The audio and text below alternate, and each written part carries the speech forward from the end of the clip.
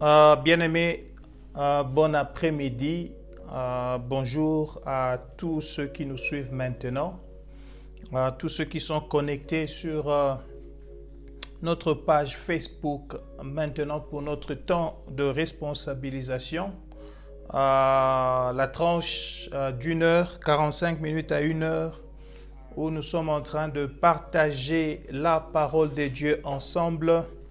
Et nous sommes en train de communiquer avec vous le message du Seigneur pour vous autonomiser, pour vous rendre responsable par rapport à votre vie spirituelle, votre vie chrétienne, à notre vie spirituelle, à notre vie chrétienne.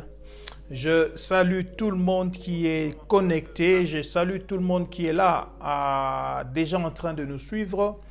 Nous commençons ces instants, nous allons les partager ensemble et je vais vous demander, si vous le voulez bien, de pouvoir partager la vidéo à d'autres personnes. Partagez la vidéo si vous le pouvez.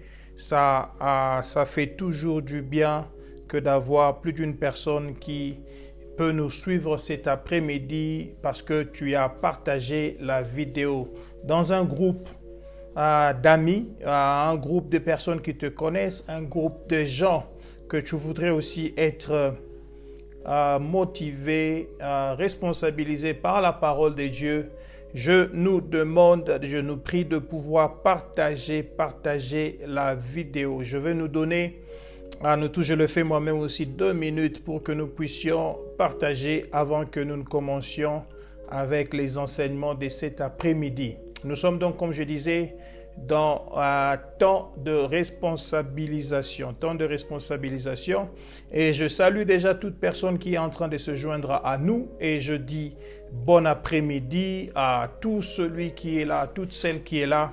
Nous savons que ce n'est pas toujours un acquis de t'avoir ou de vous avoir avec nous parce que votre temps est précieux. Vous devez aussi charger des unités ou le airtime, data, je ne sais pas comment vous appelez cela, et tout cela peut être coûtant. Mais une chose que je sais, le Seigneur est merveilleux, il est bon et il permet que tu puisses être là cet après-midi encore ou que tu sois là tous les samedis avec nous. Je ne prends pas cela comme un hasard ou bien quelque chose que tu dois toujours faire, mais je t'apprécie pour ce que tu fais et je bénis le Seigneur pour ta disponibilité et surtout,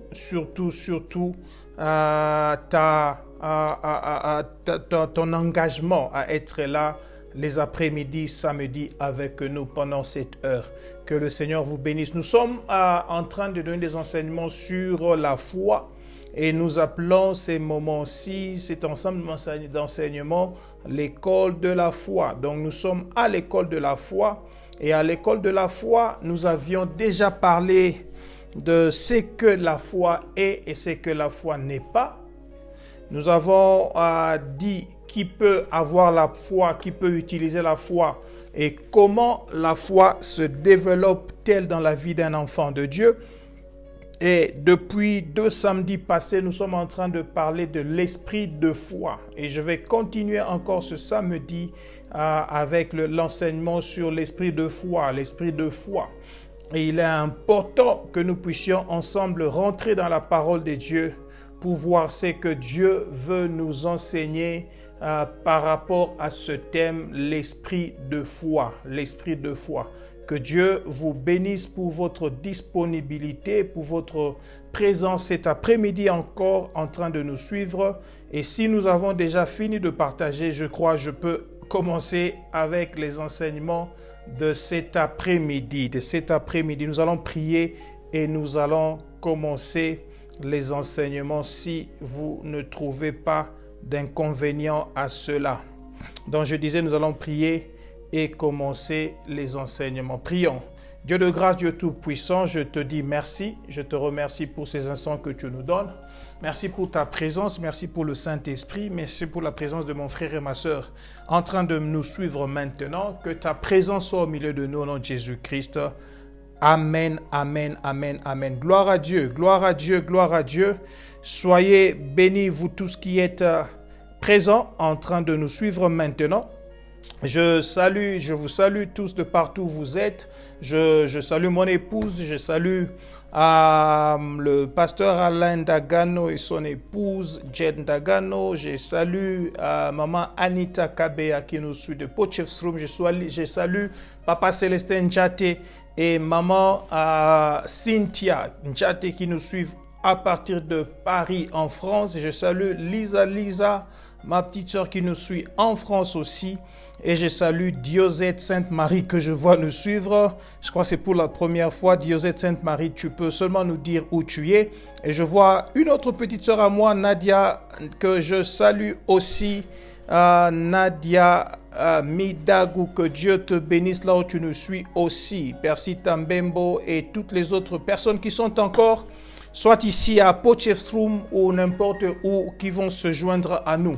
Nous avions commencé des enseignements sur la foi, comme j'ai dit comme je l'ai déjà dit, et je suis en train d'enseigner sur l'esprit de foi. Je vais vraiment te demander d'être très prudent et d'être connecté cet après-midi. J'ai quelque chose d'important à te dire sur l'esprit de foi. Et je vais directement commencer. Je ne veux pas vous dire ce que j'ai dit samedi passé. Je vais répéter quelque chose en lisant la parole de Dieu maintenant. Et nous allons avancer sur ces enseignements sur l'esprit de foi. Bien-aimé, il est écrit. Lisons 2 Corinthiens chapitre 4, versets 5 à 14. 2 Corinthiens chapitre 4, à partir du verset 5 jusqu'au verset 14. Écoutez, la Bible dit ceci. Nous ne nous prêchons pas nous-mêmes. Et ça, c'est Paul qui dit. Nous ne nous prêchons pas nous-mêmes. C'est Jésus-Christ le Seigneur. Soulignez cela. C'est Jésus-Christ le Seigneur que nous prêchons. Et nous disons, vos serviteurs à cause de Jésus. Car Dieu qui a dit, la lumière brillera du sein des ténèbres, a fait briller la lumière dans nos cœurs pour faire resplendir la connaissance de la gloire de Dieu sur la face de Christ. Verset 7.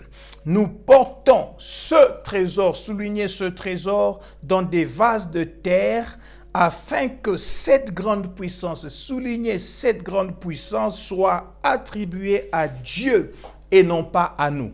Avant que je ne puisse avancer, je voudrais m'attarder un peu sur ces 3 versets.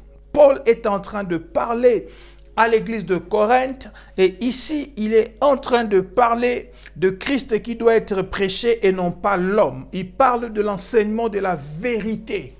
L'enseignement de la vérité, il dit c'est Christ qui doit être prêché et non pas l'homme. Il dit nous ne nous prêchons pas nous-mêmes. C'est Jésus-Christ le Seigneur que nous prêchons. C'est-à-dire celui qui doit être prêché, c'est celui en qui la foi d'une personne doit être basée. Et ma foi à moi ne peut être basée sur mon pasteur. Ma foi à moi ne peut être basée sur je ne sais pas, mes parents. Ma foi à moi ne peut pas être basée sur mon conjoint ou ma conjointe, mais ma foi ne peut être basée que sur Jésus-Christ. La Bible dit, nous ne nous prêchons pas. Celui qui est présenté par l'évangile du Seigneur Jésus, c'est celui en qui nous devons placer notre foi. Et voilà, donc lorsque nous parlons de l'esprit de foi, je voudrais d'entrée des jeux, ici encore insister que la foi est basé sur Jésus-Christ. Et Paul dit bien, parce qu'il n'y a aucun mot de la parole de Dieu qui est placé sans importance. Il dit, nous prêchons Jésus-Christ le Seigneur. Jésus-Christ le Seigneur. Notre foi est basée sur Jésus-Christ le Seigneur. C'est qui qu'on appelle le Seigneur? Le mot Seigneur a tout à fait son origine ou la même connotation avec le mot le souverain ou encore le mot le maître, le souverain. Nous prêchons celui qui est le maître, celui qui est le souverain. Nous prêchons celui qui est le seigneurem. Le mot seigneur vient de seigneurem qui a pour base ou qui a pour idée de l'aîné. Lorsqu'on parle du Seigneur, c'est celui qui est aîné, c'est celui qui vient en premier, c'est celui qui est le plus âgé et par conséquent celui qui est le plus fort. Donc Paul est en train de dire notre foi est basée sur Jésus-Christ, le premier, le souverain, le maître, l'aîné de tous, le plus grand de tous, mais aussi le plus fort. Ça, c'est le point numéro 1. Deuxièmement, nous ne prêchons pas Jésus, mais nous prêchons Jésus-Christ. Jésus-Christ, Christ, c'est le oint. Ça vient de Christos, qui veut dire le oint et son onction. Donc, nous prêchons celui qui a la capacité de pouvoir changer les choses. Nous prêchons Jésus qui est venu comme homme sur la terre. Il a vécu comme nous. Il est le Seigneur parce qu'il est le premier, l'aîné de tous ceux qui lui ressemblent ou qui lui ressemblaient quand il est venu comme homme. Mais écoutez maintenant, la quintessence de ta foi doit être basée sur celui qui a la parole, mais aussi qui a la capacité de faire ce qu'il dit. Alléluia. Vous savez, il y a beaucoup d'hommes qui déclarent des choses, qui disent des choses, mais qui sont incapables de le faire. Il y a beaucoup de politiciens qui donnent des promesses, mais qui sont incapables de les accomplir. Il y a beaucoup de parents qui ont fait des promesses à leurs enfants, mais qui sont incapables de les accomplir. Mais il y a un seul qui, lorsqu'il fait la promesse, il accomplit tout. Il s'appelle Jésus-Christ le Seigneur. Jésus-Christ le Seigneur. Tout ce qu'il promet, il accomplit. Tout ce qu'il dit, il fait. Donc notre foi est basée sur Jésus-Christ le Seigneur, c'est-à-dire notre foi est basée sur celui qui est le premier, l'aîné, le plus grand, le plus fort, qui a toute la capacité et qui a la parole de dire des choses, mais aussi d'accomplir ce qu'il a dit. Alléluia. Alors, il est important que nous puissions très bien nous rendre compte de cela. Mais lorsque nous lisons le verset 7e, il dit, nous portons ce trésor. Quel trésor? Le trésor, c'est Jésus-Christ le Seigneur. Nous portons ce trésor dans des vases de terre. Les vases de terre, c'est nous, c'est moi ici. Je suis fait de terre. J'ai un corps qui est périssable. Alors la Bible dit, nous portons le trésor qu'est Jésus-Christ le Seigneur dans des vases de terre. Afin que quoi? Afin que cette grande puissance soit attribuée à Dieu et non pas à nous. C'est quoi la grande puissance? Quelle grande puissance la Bible parle-t-elle ici, ou Paul parle-t-elle ici? La puissance, c'est la puissance du trésor que nous portons dans un corps apparemment indigne de porter ce trésor. Parce que ce corps, c'est un vase de terre. En tant que vase de terre, ça ne devait pas porter ce trésor. Parce que ce trésor s'appelle Jésus-Christ le Seigneur. Pas Jésus-Christ un Seigneur, mais Jésus-Christ le Seigneur. C'est-à-dire le premier, le plus grand, l'aîné, le plus élevé, le plus haut, ne devait pas être porté dans ce corps de vase ou de vase de terre. Qu'est-ce que je suis en train de dire? Et rappelez-vous, je suis en train de parler de la foi. Je vous ai dit que la foi doit être basée sur Jésus-Christ le Seigneur, parce que c'est lui qui a la parole et la capacité et aussi le pouvoir de faire tout ce qu'il a dit. Mais écoutez, il a la puissance, il a une grande puissance là-dedans, mais cette grande puissance, nous la portons dans un vase de terre. C'est-à-dire, il se fait que le résultat que nous produisions avec le résultat que nous produisons avec ce que nous sommes, il n'y a pas match, il n'y a vraiment pas match, parce que ce n'est pas nous qui produisons les résultats, mais c'est plutôt Dieu qui produit les résultats. Donc la foi, lorsque je suis un homme de foi et je vis ma foi, je déclare ma foi, que quelque chose arrive, il ne faudrait pas que je puisse, comment je peux dire, booster, que je puisse me croire important, me croire que je suis arrivé, parce que le résultat, au fait, est accompli ou est réalisé par Dieu. C'est pourquoi il est écrit que, afin que cette grande puissance soit attribuée à Dieu et non pas à nous. J'étais en train de dire, lorsque je suis un homme de foi, le résultat que je produis par ma foi, avec qui je suis, il n'y a pas match, ça ne matche pas. On regarde, on se dit, oui, c'est ça le résultat. Qui a fait cela? On montre maintenant la personne qui a fait cela. Lorsqu'on veut mettre cela ensemble, ça ne matche pas. Bien aimé, je suis en train de dire que ce trésor et la terre le trésor qui est en nous et la terre, le vase de terre que nous sommes, sont en contraste l'un de l'autre. Le trésor serait quand même caché dans un endroit de beaucoup plus de sécurité, dans dans un endroit de beaucoup plus d'honneur. Mais le Seigneur a permis que ce trésor, le Seigneur Jésus-Christ, soit gardé dans des vases de terre que nous sommes. Bien-aimé, je suis en train de dire à quelqu'un que la foi ne peut pas être comprise. Je suis en train de dire à quelqu'un que la foi ne peut pas être logique.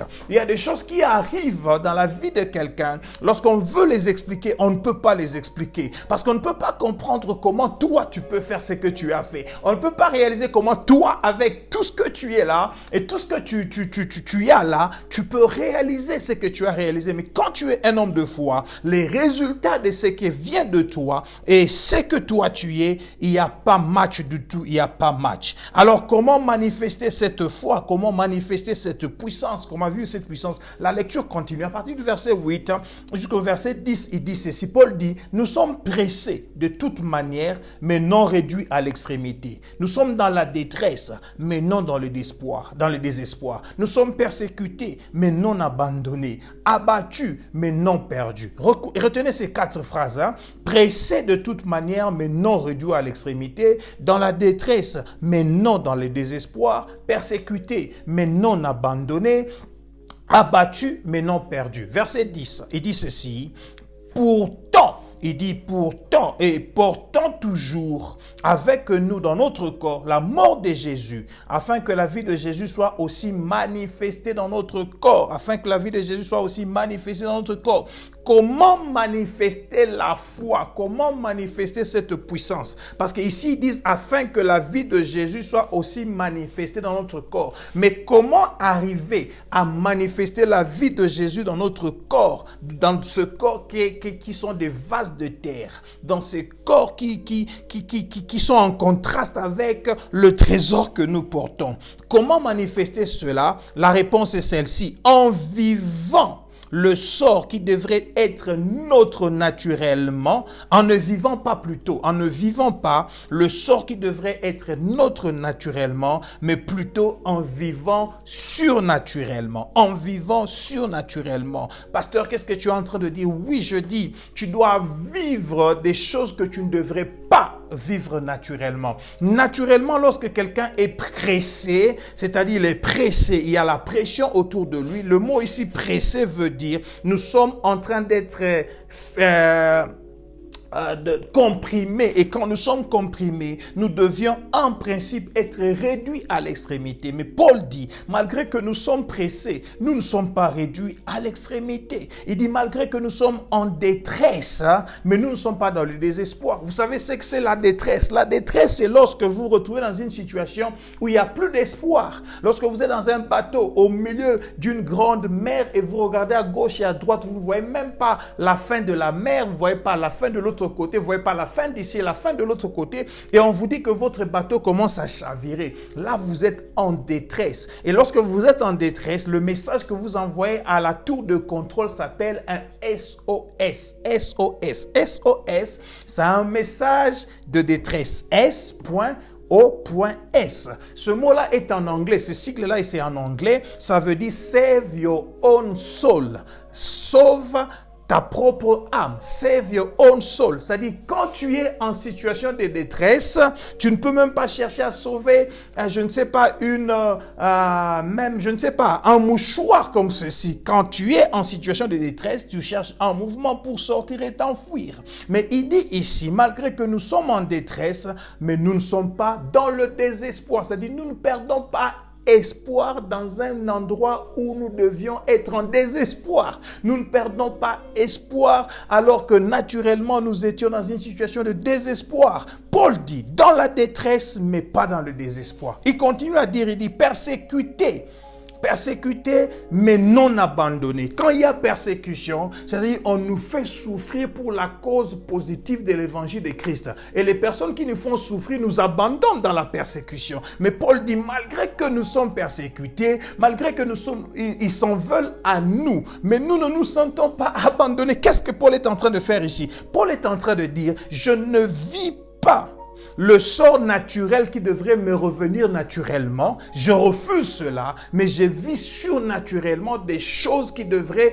me venir naturellement. Bien-aimé dans le Seigneur, Paul refuse que le sort naturel ne lui soit accordé. Parce que le samedi passé, je vous ai dit quelque chose. J'ai dit que nous avons vu ensemble que le naturel produit le surnaturel par la confession. Le naturel produit le surnaturel par la confession. J'ai dit la confession apporte la possession. La confession apporte la possession. Dans une situation où je n'ai rien, dans une situation où tout semble ne pas marcher, je peux encore confesser positivement. Je peux encore dire des choses qui marchent positivement et le Seigneur va me voir dans cela. Alors à la fin, il dit, et ça c'est très important, il dit abattu mais non perdu. Abattu mais non perdu. Je voudrais dire à quelqu'un ici, le mot abattu qui est utilisé ici, en grec, c'est le mot katabola. Le mot katabola. Abattu ici, c'est katabola. Kata comme coupé en lingala. Bola, B-O-L-L-E. Katabola. Le mot katabola en grec veut dire détruit complètement. Veut dire détruit complètement. Le mot katabola en grec veut dire écrasé en poudre, c'est-à-dire pulvérisé. Le mot katabola veut dire détruit jusqu'à la disparition. Mais alors Paul dit, malgré que je suis katabola, mais je ne suis pas perdu. Alors que je devais être déjà en poudre, en train de disparaître, mais moi je ne suis pas perdu. C'est-à-dire même les situations qui viennent me faire... Naturellement, on dit que je vais disparaître. Quand tout le monde dit qu'ils disparaissent, moi je dis je ne disparais pas. Bien-aimé le Seigneur, je suis en train de vous enseigner ici comment manifester la grande puissance de Jésus-Christ en nous. Parce que verset 10 dit, nous portons toujours avec nous dans notre corps la mort de Jésus, afin que la vie de Jésus soit aussi manifestée dans notre corps. Pour que nous manifestions la grande puissance de la résurrection. Pour que nous manifestions la grande puissance de la résurrection. C'est-à-dire là où il y avait la mort, que la vie vienne à naître, parce qu'il y a l'esprit de vie et l'esprit de mort. Et rappelez-vous, je parle de l'esprit de foi. Pour que nous puissions manifester cela, c'est notre décision de refuser de vivre le sort naturel, mais d'accepter de vivre surnaturellement. Alléluia, alléluia. Donc, quand on est katabala, quand on est katabola, dans le katabola actually, normalement, on devait disparaître, on devait être perdu. Mais non, on n'est pas perdu. Je vais dire ceci. La foi crée un contraste entre les traitements reçus par le naturel et le résultat produit par le surnaturel. Alléluia. J'étais en train de dire, la foi crée un contraste entre le traitement reçu par le naturel et le résultat produit par le surnaturel. Il y a un contraste. Il y a un contraste. Le contraste, c'est lequel? C'est-à-dire, en regardant la personne, on se dit, la personne serait déjà morte. Mais lorsqu'on te regarde là debout, on te voit en vie. Parce que ce qui est passé sur toi devait en principe te faire disparaître. Mais parce que tu as décidé de vivre la vie de foi, tu confesses la vie surnaturelle au-delà du naturel. Alléluia. Alléluia. La grande puissance, je vais rentrer sur le point de la grande puissance. La grande puissance dont parle le verset 7. Il dit, nous portons ce trésor de vase de terre afin que cette grande puissance soit attribuée à Dieu et non pas à nous. Le mot, la grande puissance, cette grande puissance en grec, c'est le mot hyperbole. Hyperbole. H-U-P-E-R B-O-L-E, hyperbole. Le mot hyperbole, c'est la puissance surpassant toute puissance. Donc, Paul est en train de dire, nous portons le trésor qu'est Jésus-Christ le Seigneur dans des vases de terre, ces corps périssables que nous avons, afin que la puissance qui surpasse toute puissance puisse être attribuée à Dieu, non pas à nous. Donc la foi en Christ est la puissance qui surpasse toute puissance. Lorsque on a la foi en Christ, on a la puissance qui surpasse toute puissance. C'est ça qu'en grec on appelle hyperbole. Et ce mot hyperbole est traduit en français comme hyperbole.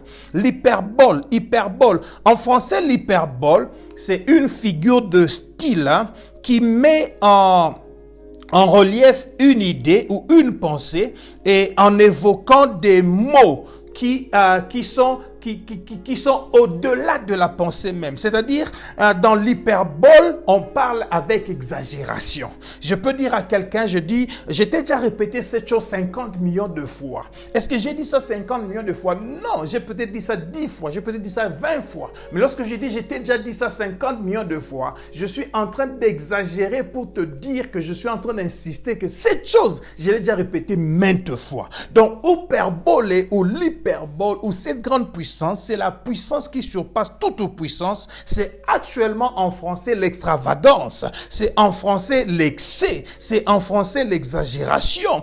Donc, la puissance de la foi dont parle Paul ici et qu'il appelle hyperbole, c'est la puissance qui est à un degré à l'excès, un degré exagéré. Et Paul est en train maintenant de nous comparer par rapport à cette puissance. Il dit, lorsque je vous regarde comme vase de terre et je regarde la puissance qui sort de vous, il n'y a pas match, il y a un contraste impossible. Voilà pourquoi cette puissance de Christ est démontrée dans notre faiblesse. Comment dans notre faiblesse? C'est par des déclarations, c'est par la parole que cette puissance se manifeste et non pas par des forces physiques.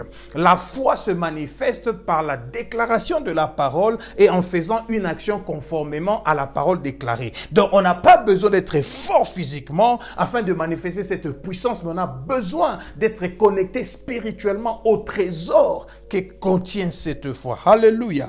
Et l'exemple le plus simple à comprendre ici pour comprendre le hyperbole, c'est de prendre la vie de David. David, dans 1 Samuel 17. Dans 1 Samuel 17, l'histoire vous connaissez, David est envoyé par son père pour aller apporter du pain à ses frères et puis d'avoir les nouvelles de ses frères qui étaient sur le champ de bataille alors qu'ils étaient enrôlés dans l'armée israélienne. L'histoire, le principe était que tout Israélien à l'âge de 18 ans, il était enrôlé à l'armée et quand il y avait combat, tout enfant qui avait 18 ans allait défendre sa nation. Alors les frères de David sont partis défendre la nation. David, le plus jeune, est resté à la maison. Après quelque temps, le père a envoyé David pour aller apporter la nourriture à ses frères et pour avoir leurs nouvelles. Quelle nourriture a-t-il apporté? C'était juste du pain, c'était du pain. Et je me pose la question si un papa responsable pouvait vraiment accepter de mettre la vie de son fils, de son enfant qui a 17 ans en danger, en l'envoyant sur le champ de bataille juste pour aller apporter du pain et avoir la nouvelle de ses frères et sœurs. Mais bien aimé dans le Seigneur, écoutez ceci. La chose qui est la plus importante ici est que Dieu avait une mission à accomplir par David. Et David avait une mission que son père lui avait donnée. La mission de son père était, va sur le champ de bataille, va recevoir les nouvelles de tes frères. Mais la mission de Dieu pour David était, va sur le champ de bataille et va terminer la bataille. Mais personne ne pouvait connaître cette mission de Dieu sinon que David lui-même. Pourquoi? Parce qu'un homme de foi vit dans le secret des choses de Dieu. Un homme de foi vit dans le secret des choses de Dieu dans le sens que quand il est dans son intimité avec le Seigneur, il comprend des choses de Dieu. Il vit des expériences avec le Seigneur qui lui disent que je peux encore vivre davantage. Un homme de foi vit la puissance de Dieu dans le secret. Même lorsqu'il est faible et qu'il apparaît faible, il peut être dans un lit d'hôpital malade. Mais un homme de foi ne se voit pas dans ce lit d'hôpital parce qu'il a des expériences avec ce Dieu-là qu'il avait tiré d'une situation beaucoup plus compliquée que cette maladie maintenant. Il peut rappeler à ce Dieu-là, le Dieu de son secret, l'expérience de la fois passée. Un homme de foi vit par rapport à ce que Dieu a dit et non pas par rapport à ce qui se voit. Un homme de Dieu un homme de foi plutôt, vit par rapport à ce qu'est la vérité et non pas par rapport à la réalité. La vérité, c'est ce que la parole de Dieu dit. La réalité, c'est ce que nous voyons, c'est ce que nous sentons, c'est ce que nous touchons, c'est ce que les gens nous disent. Alléluia. David arrive là-bas, au champ de bataille, 1 Samuel chapitre 17, je crois à partir du verset 23. Tandis qu'il parlait avec eux, donc David parlait avec les gens qui étaient là, voici le Philistin de Gath, nommé Goliath, s'avança entre les deux armées, hors des rangs des Philistins. Il tint les mêmes discours que précédemment et David les entendit. David a entendu les discours de Goliath. Comme tous les hommes, tous les autres ont entendu le même discours. Écoutez verset 24. À la vue de cet homme, tous ceux d'Israël s'enfuirent devant lui et furent saisis d'une grande crainte. C'est-à-dire, tout le monde qui a entendu Goliath parler, qui a vu Goliath parler, la Bible dit, à la vue de cet homme, tous s'enfuirent et furent saisis d'une grande crainte. Pourquoi? Parce que tout le monde était en train de regarder Goliath par rapport à la réalité. La réalité est que Goliath était géant. La réalité est que Goliath était armé. Mais la vérité est que Goliath était néant. Et la réalité, la vérité est que Goliath ne pouvait pas tuer David. Ah, dites-moi, pasteur, qu'est-ce que tu dis? Oui, je sais ce que je dis. Le mot Goliath veut dire incirconcis. Mais le mot Goliath veut aussi dire, en autre sens, improductif. C'est-à-dire, le mot Goliath veut dire quelqu'un qui n'a jamais produit quelque chose. Alors, comment et pourquoi, dans le monde spirituel, David, dont le nom signifie bien-aimé de l'Éternel, peut avoir peur de quelqu'un qui est improductif? Donc, lorsque l'on ne connaît pas la vérité, on se base sur la réalité. Mais David, le bien-aimé de l'Éternel, connaissait la vérité et regardait Goliath, non pas comme le géant que tout le monde voyait. David voyait Goliath comme le néant que Dieu lui avait présenté. Alors que Goliath était armé jusqu'aux dents, David voyait Goliath nu sans protection, parce que son nom voulait aussi dire dénudé, c'est-à-dire quelqu'un qui n'a pas de protection. Alléluia. Donc la réalité peut te tromper. Mais si tu as la vérité, tu ne te tromperas jamais. La réalité est que COVID-19 ou COVID-19 est en train de tuer des gens. La réalité est que COVID-19 est en train de ravager des personnes. Mais la vérité est que COVID-19 en tant que maladie virale, avec un virus qui s'appelle SARS-CoV-2, ce virus ne peut pas avoir de la puissance devant le nom de Jésus. Ce matin encore sur ma page hashtag I am a champion, j'ai déclaré, la Bible dit qu'en Christ je suis dans les high places, dans les places élevées. Et parce que je suis dans les places élevées, COVID-19 ne peut pas m'atteindre là où je suis. Donc la réalité c'est ce que vous voyez, mais la vérité c'est ce que Dieu dit. La réalité c'est ce que vous touchez, mais la vérité c'est ce que Dieu a déjà vu. La réalité c'est ce que vous entendez et sentez, mais la vérité c'est ce qui est écrit dans la parole. Dans la parole il est écrit que par le meurtrissure de Jésus-Christ, je ne serai pas guéri, mais j'ai déjà été guéri. C'est que avant même que ce virus n'entrât dans mon corps, la guérison m'avait déjà été accordée. Alléluia. David regardait Goliath, pas comme tout le monde regardait Goliath. David regardait Goliath comme un néant. David regardait Goliath comme un dénudé. David regardait Goliath comme quelqu'un sans protection. C'est comme ça que David, pour tuer Goliath, il n'avait pas besoin d'un Kalachnikov, il n'avait pas besoin d'une flèche, il avait besoin d'une simple pierre, parce qu'il savait que la pierre peut détruire le néant. On ne tue pas un moustique avec un Kalachnikov. Un moustique que tu as avec 2 bras. Alléluia. David savait que pour tuer Goliath, tu n'as pas besoin de toutes les armures de Saül. Parce que Saül a donné à David ses armures. Parce que Saül regardait la réalité. Mais David qui avait l'esprit de foi, qui dit quoi? Parce que j'ai cru, j'ai parlé. David a commencé à parler. Écoutez maintenant ceci. Il commence à parler et son frère va venir. David dit aux hommes qui se trouvaient près de lui, que fera-t-on à celui qui tuera ce Philistin et qui ôtera l'opprobre de d'Israël?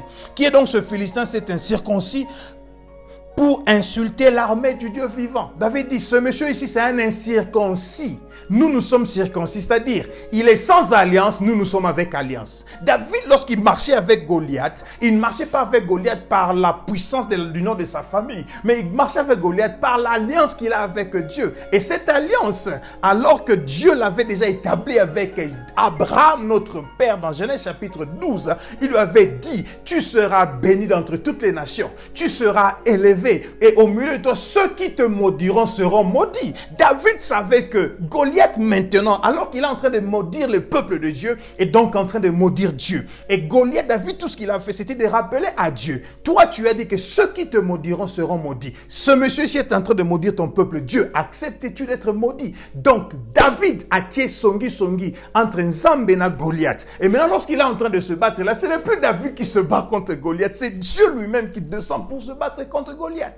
Il dit, moi je vais te battre. Toi tu viens vers moi avec toutes les armes, mais moi je te battrai au nom de l'Éternel des armées. Il dit même l'Éternel des armées. Il n'appelle pas le Dieu compatissant. Non, il dit, je te battrai au nom de l'Éternel des armées que tu as insulté. Donc David ici présente la dimension de Dieu comme le combattant. Pour dire, ce n'est pas moi qui vais combattre avec Goliath, mais non, mais c'est Dieu l'Éternel des armées qui combat. Comment l'Éternel des armées peut-il se battre avec un incirconcis et perdre la bataille?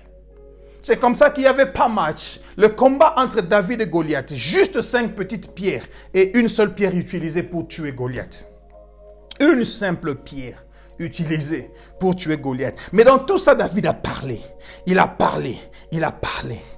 On lui a dit, voilà ce qu'on va faire de celui qui va faire cela. Alors son grand frère va venir, la Bible dit, Eliab, verset 28, va venir et il voit David. Il dit, David, pourquoi tu es descendu jusqu'à venir ici? À qui est-ce que tu as laissé ce peu de brebis dans le désert? Je connais ton orgueil et la malice de ton cœur. C'est pour voir la bataille que tu es descendu. Vous savez, les personnes qui n'ont pas de foi vont te traiter d'orgueilleux. La personne qui n'a pas de foi va te traiter de malicieux. Mais pourtant, l'orgueilleux et le malicieux, c'est la personne sans foi. Moi, je ne suis pas orgueilleux, je ne suis pas malicieux. La seule chose que je sais, c'est que je connais ce que Dieu peut faire avec moi et je déclare ce qu'il peut faire. L'esprit de foi, c'est par rapport à la parole qui dit « J'ai cru ». Et j'ai parlé. C'est pourquoi nous avons aussi cru et nous avons parlé. Lorsque nous croyons, nous devons parler. David, dans ce vase de terre, petit qu'il était, 17 ans, il avait la foi de Dieu. Il a déclaré sa foi. Il a déclaré sa foi. Il a déclaré sa foi. David répondit à son frère, qu'ai-je donc fait? Qu'ai-je donc fait? Ne puis-je pas parler ainsi? Et il se détourna de lui pour s'adresser à un autre. Je vais te donner un conseil aux hommes de foi. Bien-aimé le Seigneur, ne perdez pas votre temps avec des gens qui n'ont pas de foi. Les décourageurs sont là pour te décourager. Mais toi, ne perds pas ton temps avec les décourageurs. Voilà pourquoi un homme qui a la foi, un homme qui a l'esprit de foi, va se combiner avec les gens qui ont l'esprit de foi. Parce que les deux esprits de foi vont marcher ensemble. Mais l'esprit de foi avec l'esprit de non-foi ne peuvent marcher ensemble. Alléluia. Il s'est détourné, il a quitté. Lorsqu'il est arrivé auprès du roi, on l'a amené auprès du roi.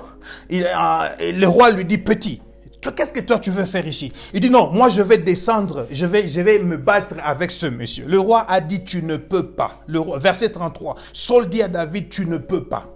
Bien aimé, écoute ceci. Lorsque quelqu'un te dit tu ne peux pas, c'est parce que lui ne peut pas. Il te regarde comme par rapport à lui-même.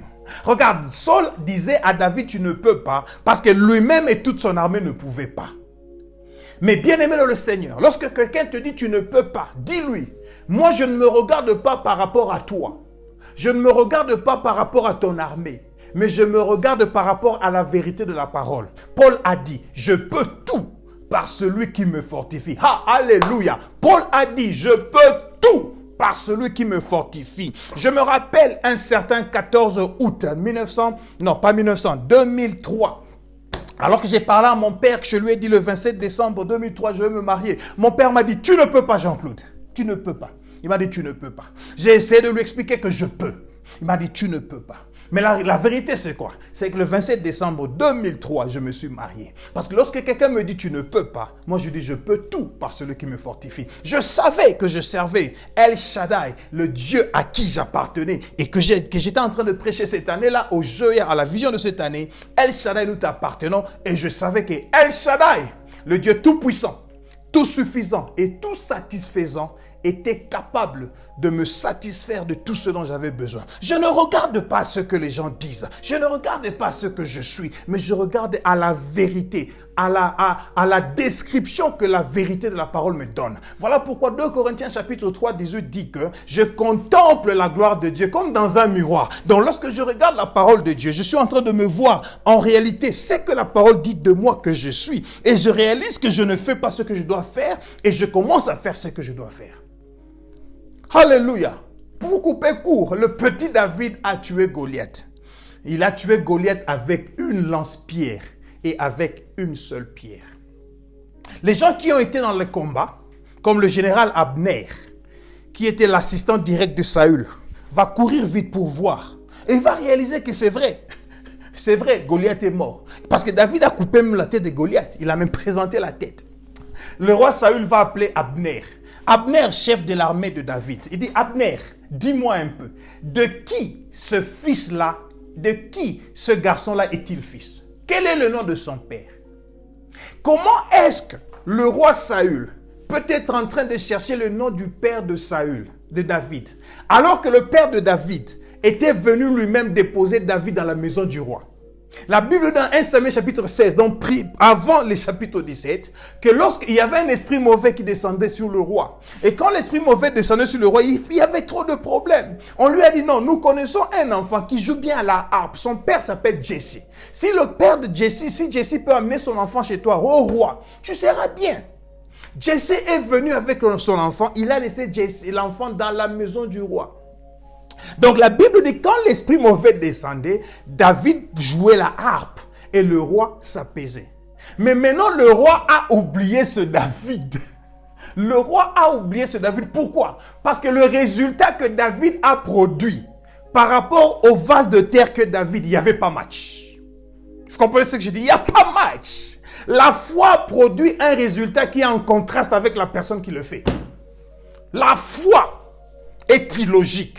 La foi n'est pas comprise. On ne pouvait pas se dire comment ce jeune homme de 17 ans, 1m40, peut-il faire tomber ce jeune homme, ce gros monsieur de 200 kg, 1 mètre, 2 mètres, je ne sais pas, 20, avec toutes ses armes, lui n'a qu'une seule pierre. Il n'y avait pas match et le roi a oublié David. Pourquoi? Parce que le roi savait que la seule personne qui pouvait arriver à détruire ces grands géants devait être un géant dans la lignée royale. Et lui, il avait un fils qui était Jonathan, et ce n'était pas son fils qui avait détruit cet enfant-là, qui avait détruit ce Goliath. Donc celui qui fait ça, c'est le prochain roi, mais sans être de la lignée royale. Comment cela se fait? Non, David est de la lignée royale céleste. La foi te placera en position de ce que les hommes ne peuvent pas comprendre. Mais toi, tu es dans une position que le Seigneur t'a lui-même t'a placé pour que tu vois les choses de Dieu.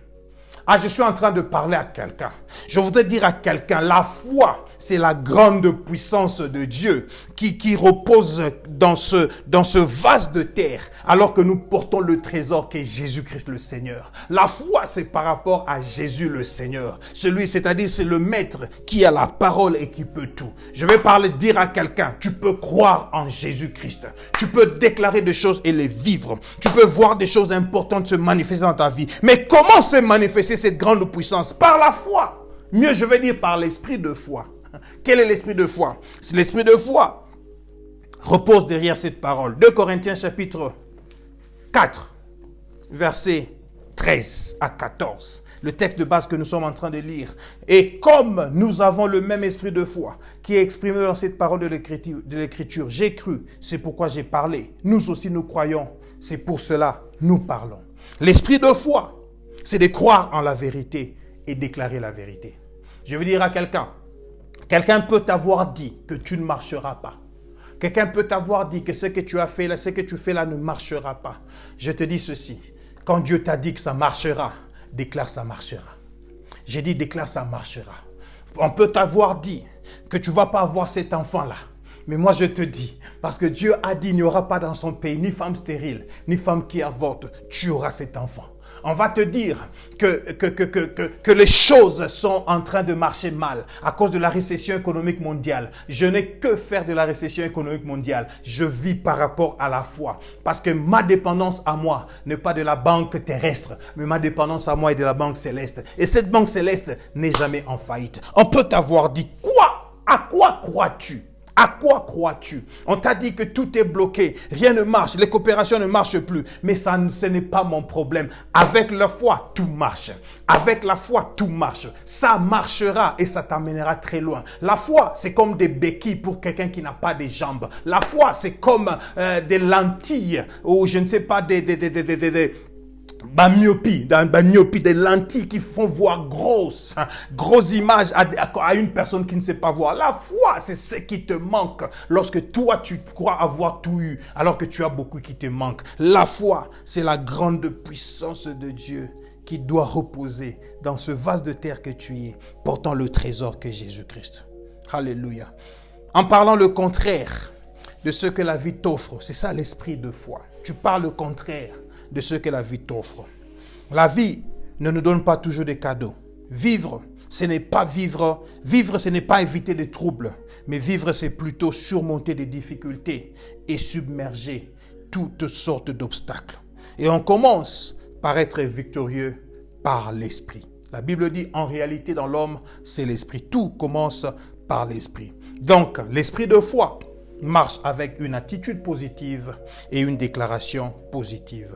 Verset 14, il est écrit, sachant que, parce que là, l'esprit de foi te donne une conviction, étant convaincu que celui qui a ressuscité le Seigneur Jésus nous ressuscitera aussi avec Jésus et nous fera apparaître avec lui en sa présence. Le mot « nous faire apparaître » ici, c'est le mot « présenter ». Il veut dire, celui qui a ressuscité le Seigneur Jésus nous ressuscitera aussi avec Jésus et nous fera présenter avec vous en sa présence. Le mot « faire apparaître », c'est le mot « présenter ». C'est le même mot qui a été utilisé en grec pour les rois mages qui ont présenté à Jésus de cadeaux.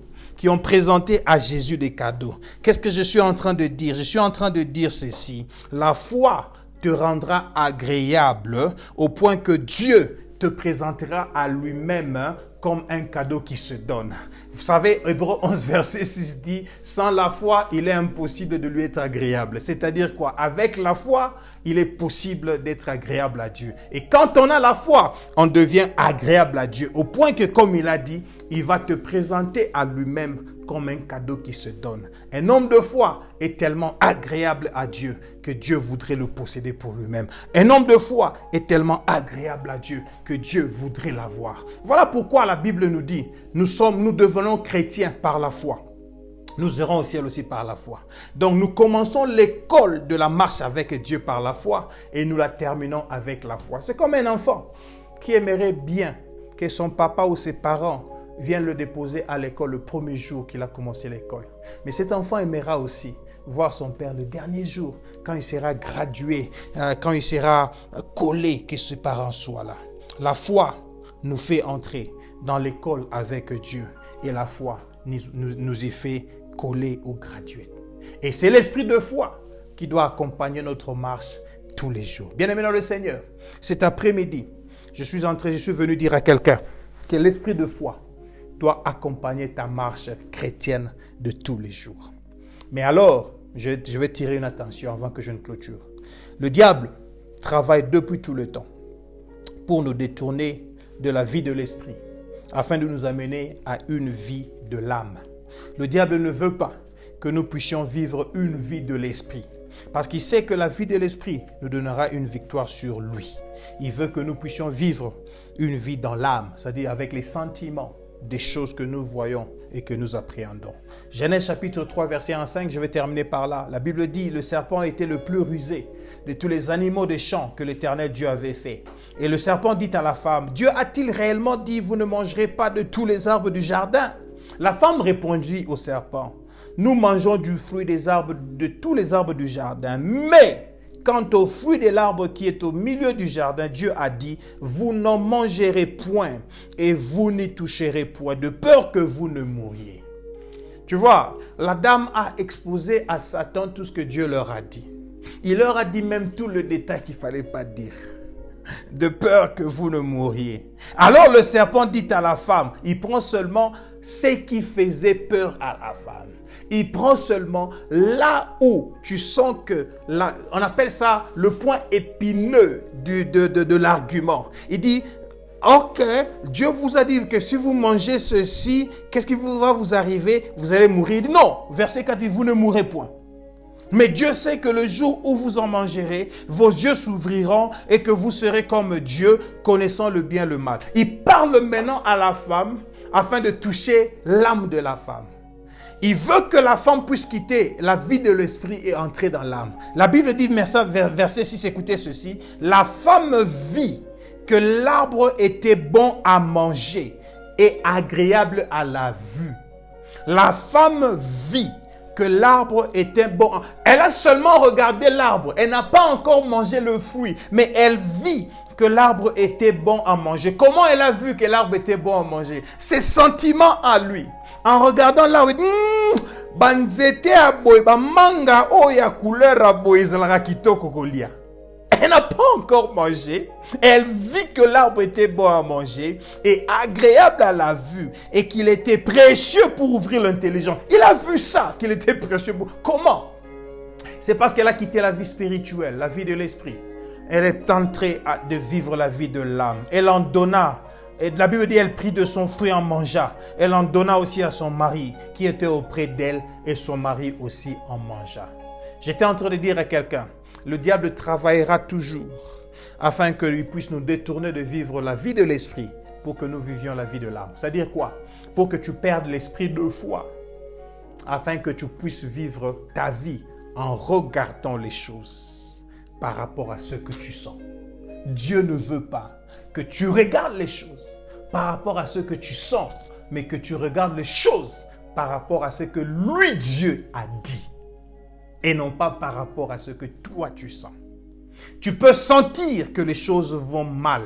Tu peux sentir que tu es en détresse. Mais Dieu dit, Paul a dit, nous sommes dans la détresse, mais nous ne sommes pas dans le désespoir. C'est-à-dire, même quand tout paraît que je dois perdre l'espoir, je déclare encore que j'espère en l'Éternel. La Bible parlant d'Abraham dit, espérant contre toute espérance. J'aime la version Le Semeur. Le Semeur dit, alors que tout ce qui pouvait lui donner droit à espérer n'existait plus, Abraham a continué à espérer. La foi ou l'esprit de foi va t'amener à espérer même là où il n'y a plus espoir. Voilà pourquoi il faut croire et déclarer ce que tu crois. Je vais, alors que nous sommes en train de terminer, te donner une opportunité pour que tu puisses déclarer ta foi. Je voudrais pendant 2 minutes que nous puissions prier. Je ne sais pas à quoi tu es, ce à quoi tu es en train de passer. Je ne sais pas quelle étape de ta vie ou quelle situation tu es en train de connaître maintenant. Mais une chose je sais, que la parole de Dieu ne vient pas par hasard. Lorsque cette parole vient, elle vient pour changer la situation de quelqu'un. Lorsque cette parole vient, elle vient pour apporter une solution. Je ne sais pas ce que tu connais comme problème. Je voudrais que tu puisses déclarer la foi. Je veux que tu puisses déclarer ta foi. Je dis, je veux que tu puisses déclarer la foi dans la situation dans laquelle tu y es. Paul le dit, nous sommes persécutés, mais je ne me sens pas être abandonné. Même quand la persécution vient, je dirais, Seigneur, tu es avec moi. Paul le dit, nous sommes abattus, mais nous ne sommes pas perdus. Même quand nous sommes katabalo, en grec qui veut dire pulvérisés pour disparaître, nous dirons non, nous n'allons pas disparaître. Même quand on dit que cette pandémie va tuer la moitié, je ne sais pas, des personnes, ou je ne sais pas quoi, 3 milliards doivent partir, ou je ne sais pas encore whatever.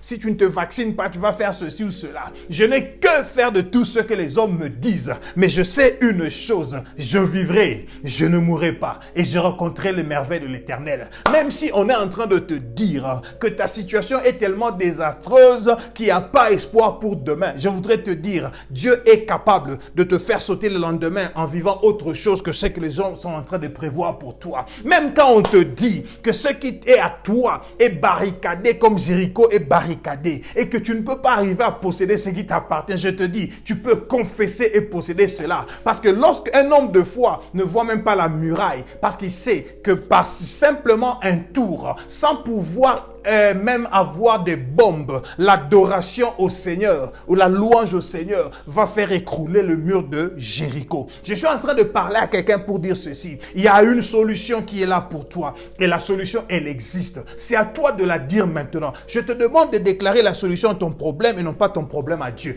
Dis maintenant au Seigneur que celui qui est malade dit je suis guéri, que celui qui est faible dit je suis fort, que celui qui est pauvre dit je suis riche. L'esprit de foi déclare des choses que tu as cru.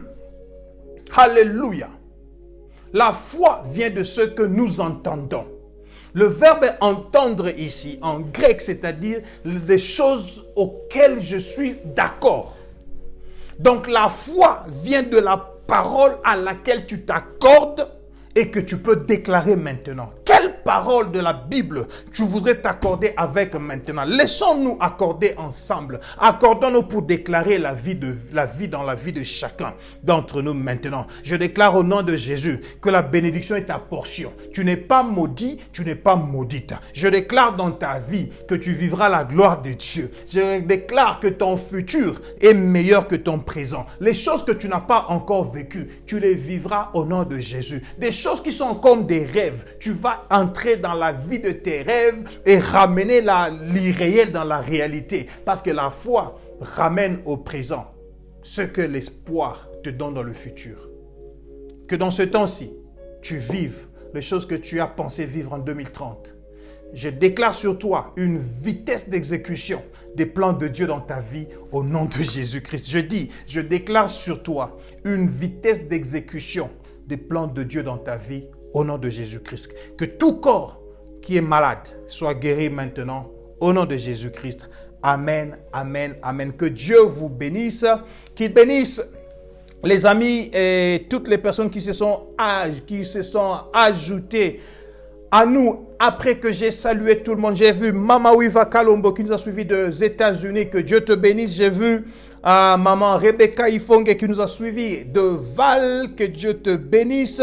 J'ai vu encore des personnes qui se sont ajoutées après que je n'ai pas salué. J'ai vu Maman Fallon Liongo Moulaja, l'épouse de Henri Papa Moulaja, qui s'est aussi joint à nous. Que Dieu te bénisse, Maman Fallon, et que Dieu bénisse le bishop H.P. Moulaja. Que Dieu bénisse aussi Maman Joël Mwangala et qui s'est jointe à nous à partir de Klexdop, et que le Seigneur bénisse toute autre personne qui est venue après et que nous n'avons pas salué. Je vois Arlette Chepmo ici à Potchefstroom. Que Dieu vous bénisse abondamment, abondamment. Merci beaucoup. Nous allons prier pour clôturer ces instants. Il est 14h juste, heure de Kinshasa et Paris. Il est 15h, heure d'Afrique du Sud. Et on va se rencontrer encore samedi prochain. Seigneur, Père de gloire, merci, merci, merci Seigneur pour ta main. Merci pour ta parole, merci pour ta voix. Merci Seigneur, oh Dieu, pour nous avoir parlé. Nous avons déclaré la vie et non pas la mort. La solution, non pas des problèmes dans la vie de chacun d'entre nous, au nom de Jésus-Christ. Amen, amen. Je ne vais pas terminer sans oublier de saluer mon ami le pasteur Guy Nzanzo Bulldozer, qui m'a suivi, qui nous a suivi à partir de Bujumbura dans le Burundi, et aussi l'évangéliste Turam, qui nous a suivi à partir de Kinshasa. Que Dieu bénisse toute autre personne. Je vois l'évangéliste Pacha Luzo qui nous suit aussi de Kinshasa, et toute autre personne que je n'aurais pas citée ici. Que Dieu soit avec vous et qui vous bénisse. Je vous aime bien. On se revoit encore samedi prochain. Je vois Huguette Ndagano, l'épouse de mon petit frère Zos Ndagano, à qui je souhaite déjà bon anniversaire. Demain, mon petit frère Zos Ndagano, il va tourner, il va avoir 45 ans d'âge. Que le Seigneur te bénisse. Maman Huguette et ton épouse, que Dieu vous donne le désir de votre cœur. Vivez cela au nom de Jésus-Christ. Amen. Je vous aime. Bye bye.